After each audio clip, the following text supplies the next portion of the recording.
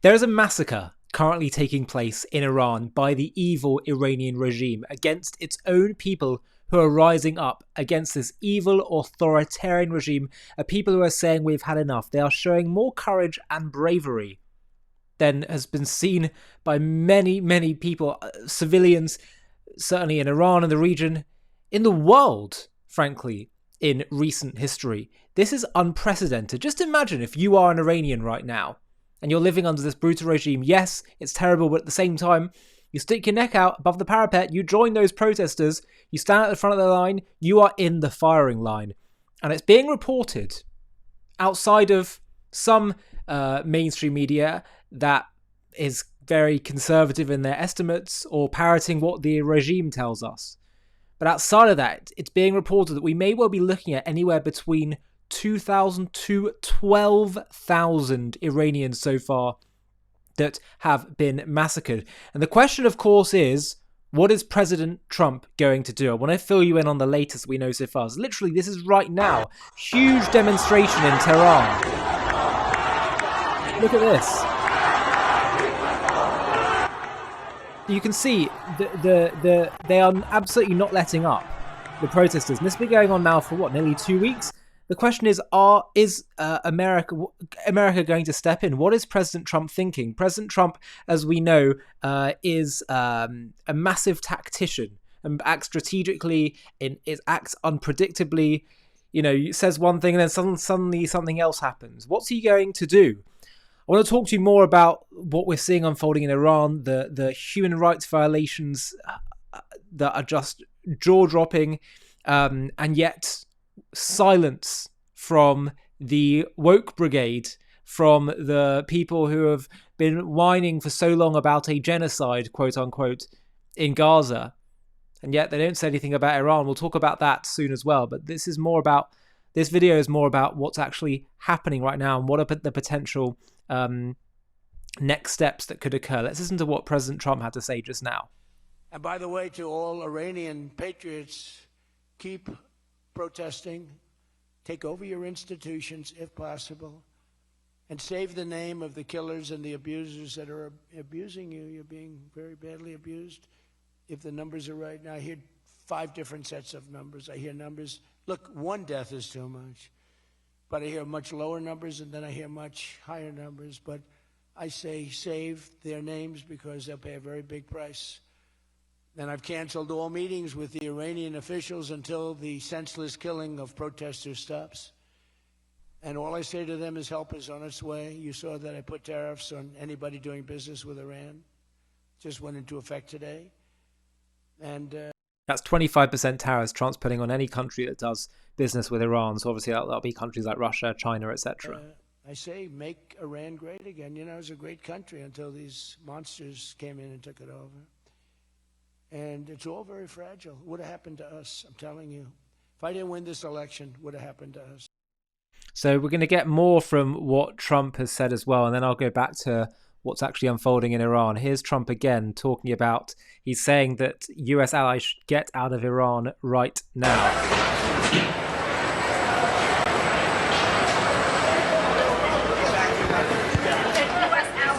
I would say they could, not a bad idea. I think they should get out. So I think they should get out, he said. And then we hear him again being asked about the situation in Iran on Fox News. Help is on the way for protesters. What did you mean by that? What kind of help? You're going to have to figure that one out. I'm sorry. So when asked, what help do you mean, Mr. President? He said, you're going to have to figure that one out. Nobody's been able to give me an accurate number. I have heard numbers from, everything's a lot. 1 is a lot. But I've heard numbers much lower, and I've heard numbers much higher. We'll be knowing. We're probably going to find out over the next 24 hours. I think it's a lot. There's been horrendous footage that I've been seeing as well. I don't want to show you of just many, many, many body bags throughout the streets of Iran, with protesters that have been shot dead point blank by the IRGC. Americans woke up this morning and they saw that you said help is on the way. Yeah. What do you mean by that? Well, there's a lot of help on the way, and in different forms, including economic help from our standpoint, and we're not going to help Iran very much. And, you know, we put Iran out of business with their nuclear capacity. And now, depending on what's actually happening, nobody's been able to give us accurate numbers about how many people they've killed. Well, on that but point, it looks Mr. like President, it could be a pretty substantial number, and that's going to be a lot of problems for them. a lot of problems. On that point, you did say the U.S. would get involved if Iran started killing protesters. Yeah. They have, Yeah. by the many thousands, according to reports. Well, we'll see what that is. I've heard two numbers, but we'll see what that is. Well, now we're hearing that they're going to start hanging protesters tomorrow. So it comes back to the question, have they crossed your red line, or has the line moved? I haven't heard about the hanging. If they hang them, you're going to see some things that I don't know what where you come from and what your thought process is, but you'll perhaps be very happy. What do you mean by that? We will take very strong action. If they do such a thing, we will take very strong action. And this strong action you're talking about, what's the end game? The end game is to win. I like winning. How do you define And that we're in winning. Iran? Well, let's define it in Venezuela. Let's define it with al-Baghdadi. He was wiped out. Let's define it with Soleimani. And let's define it in Iran, where he wiped out their Iran nuclear threat in a period of about 15 minutes once the B-2s got there. And that was a complete obliteration, as it turns out, which is what I said initially. Then some questioned it, and they said, you know, Trump was right. So we've been right about everything. We don't want to see what's happening in Iran happen. And, you know, if they want to have protests, that's one thing. When they start killing thousands of people, and now you're telling me about hanging, we'll see how that works out for them. It's not going to work out good. So I have to tell you, you know, Trump clearly is a tactician. He's clearly thinking strategically. He strikes at moments where it's unpredictable. He's answering in a clever way. But what do you think, though? You know, I pose the question to you, why not just move right now? There's no time like the present, you know? And we're seeing horrendous massacres taking place right now. A regime that is panicked. The momentum is behind America. So, you know, obviously this is a fast-moving subject. We don't know all the information that Trump is privy to. But every time America's moved, we haven't seen Russia and China do anything with Venezuela. Before that, in getting back Iran's nuclear capabilities. I say, morally, spiritually, if people are rising to kill, you rise up and kill them first. And just to understand the nature, the scale of what we're seeing, this is just one example. Efran Soltani was arrested on Saturday, January 10th. He was sentenced to death without access to a lawyer or the right to defend himself. Authorities informed his family he's going to be executed tomorrow, Wednesday. The people of Iran need help. The regime is killing them by every means possible. In the 21st century, crimes against humanity are happening right now. And as I say, I've seen a lot of footage of just body bags dotting the streets of Iran. Nonetheless, despite all that, these people are still going. But they're only going to be able to maintain this momentum for so long. And have a look. Huge protests in Tehran as well. This is just now. Some estimates that there's 1 million people out.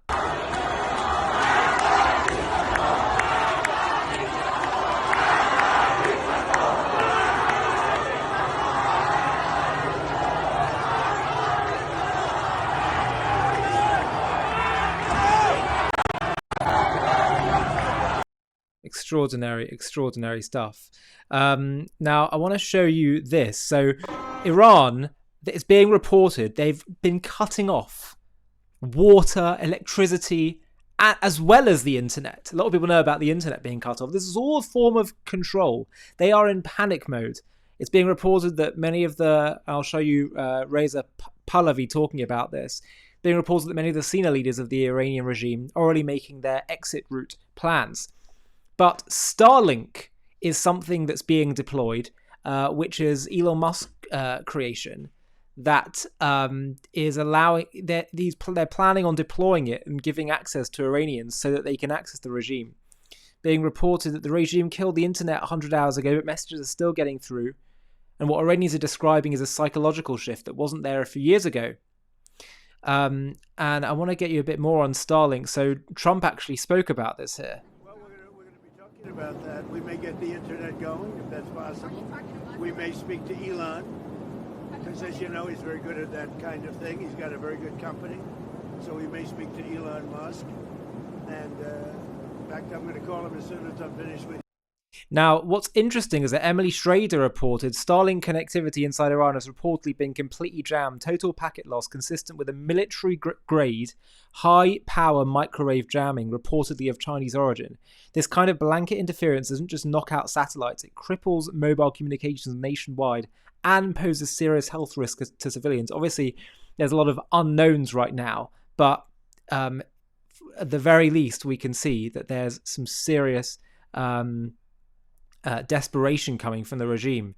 Open Source Intel reporting, if you're in contact with anyone in Iran using Starlink, ask them to try enabling the Use Starlink Positioning Exclusively option under Advanced and then debug data in the Starlink amp to see if it helps bypass the reported signal jamming. Most likely this signal jamming surely would be deployed by the Iranian regime.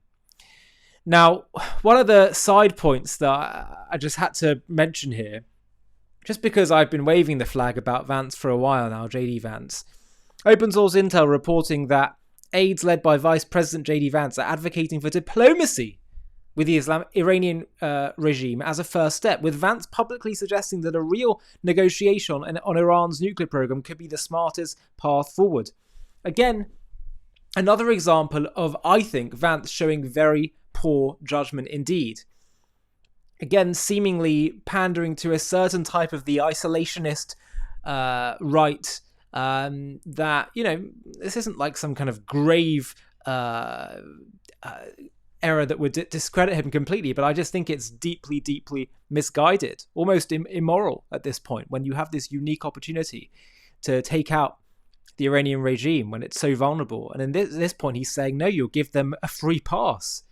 Jason Kenney wrote, JD is once again channeling the insane views of his close confidant Tucker Carlson. Indeed, negotiating with the Islamic Republic means betraying the astonishingly brave people who are risking their lives for freedom. It's an obvious ploy by the regime to buy time for their massacre of pro-democracy activists who are being shot by the thousands every day in Iran. And of course, we're expecting more hangings, etc., to be taking place tomorrow. So really, time is absolutely the essence. By the way, before I continue with this video, please do hit the subscribe button below the video, because it keeps you up to date with all our videos and also really helps us grow and get the message out, because the more subscribers, the more YouTube, I think, kind of gets us into the algorithm. So please do hit that button if you haven't already. Addy wrote, you can tell how inexperienced Vance is by the way he's trying to influence President Trump not to attack Iran. Making deals with terrorists has never worked. This is the same man who said none of our business when India and Pakistan, two nuclear powers, were on the brink of conflict.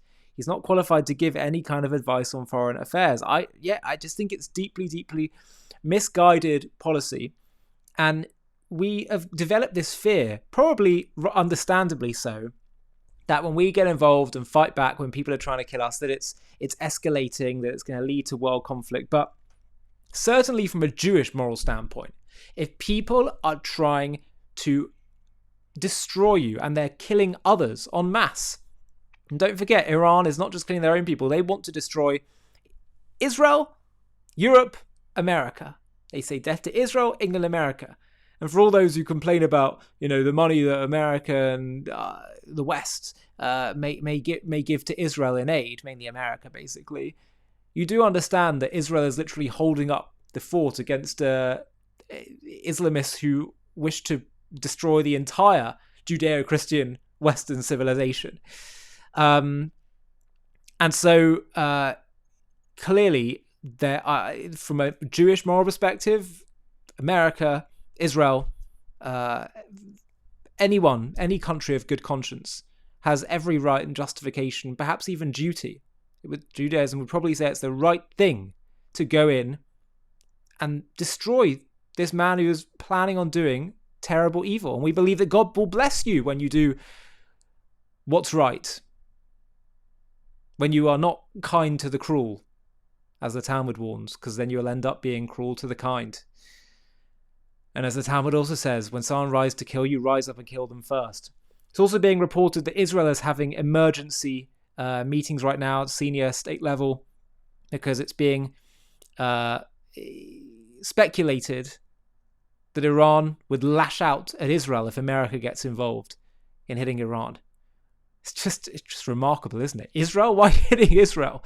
Well, they'd say because Israel's a strategic ally of America, and because ultimately what's going on with them is theological. It's theological. And as I said at the start, Pahlavi says he has intelligence from inside Iran indicating that some members of the country's leadership are gearing up for escape, loading up planes to take off. Have a watch. Well, that's not accurate. There has been cracks in the regime. Defections are beginning to occur. In fact, as I said, there have been an outreach of elements that I've already said that are prepared to do that at significant levels of authority, both in the armed forces side as well as the civilians. They know that this regime is on the verge of collapse. They need to be ensured that they can really have a place in the transition, a place beyond this regime. And that's exactly the kind of dialogue we have with those elements. Khamenei, the first thing that happened during the 12-day war, he was hitting on the ground in a bunker. They are gearing up to escape from the country. They're loading up planes to take off and maybe end up in exiling themselves. That's how close it is. This is when we get intel from inside the secret meetings within, we call it Beit Rahbari, which is the supreme leaders, sort of inner circle of decision making.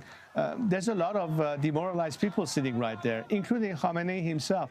As I said, they're just using brutality, just to hope that they can yet again intimidate the country and in total obscurity go ahead and do whatever they want to do. But what's different this time is people have had it. They're committed to liberate themselves.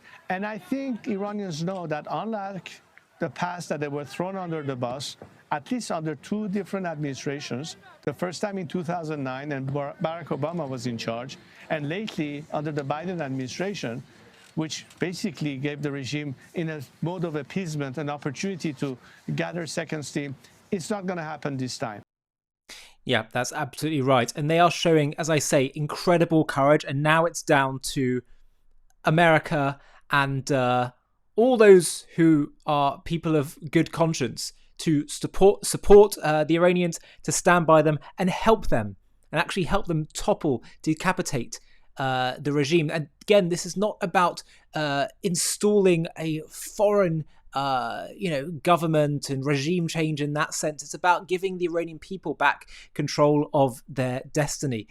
And for those of you who aren't super familiar with the history of the Iranian regime, why is that acting like this? Why is the Iranian government shooting en masse their own people, acting so desperately? Why would they lash out at Israel? Why have they been so obsessed with destroying Israel and saying death to Israel, death to England, death to America? What is this? What is it that really animates the regime?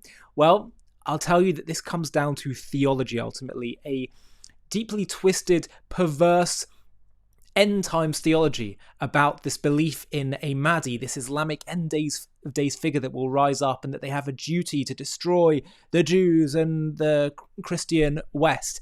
And we actually created a documentary on our JTV Plus streaming platform called Iran's Holy War, which is all about the theology that drives the Iranian regime, as well as going through the history of this whole regime over the last 50 years. Really, really important stuff to get clued up on what's happening and hopefully give you a lot more context. I'll play for you the trailer for this documentary, and if you want to watch the full thing, you can just click the link below in the video description. The Islamic Republic of Iran. For over 4 decades, its leaders have stood defiantly, their voices thundering through Tehran's streets, chanting death to Israel and waging a relentless war on the West. But what fuels this fierce, unyielding hatred? Is it politics? A grab for regional power? Or something even more profound? A theology that casts Israel and the West as cosmic enemies in a divine battle for the end of days.